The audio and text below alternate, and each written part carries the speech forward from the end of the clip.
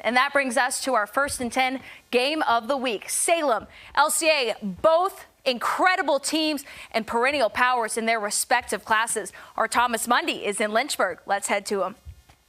Two powerhouse football teams went head-to-head here in Lynchburg as both teams looked to start the season 1-0. But in the end, the LCA Bulldogs pulled off the win in what turned out to be a physical football game. Starting the game, both teams could not find their rhythm, but then it was Liberty Christian first on the board with standout running back Gideon Davidson doing all the work to make it 7-0. The Spartans were looking to respond and were driving down the field when the drive stalled.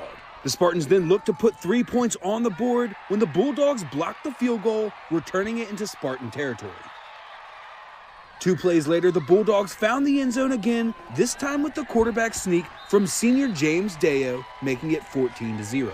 But the Spartans were not going away that easily as they drove down the field, capping it off with a touchdown pass. The Bulldogs went immediately back to work, with Davidson using his legs again, making it 20-7 going into half. Coming out of the half, the Spartans were moving the ball as they marched down the field, capping it with a touchdown from senior Josiah Persinger. But every time the Spartans struck, the Bulldogs had an answer with another touchdown from Davidson. The Spartans hung in there with a fourth-quarter kick return, but it wasn't enough. Liberty Christian Academy starts the season 1-0 over Salem, 35-21. To be able to gel in a game like this really says a lot about our kids and our coaching staff. The offensive line, I mean, they did a great job blocking. Can't thank them enough. They just did what they did in practice. Hey, they made it. He's number one right here.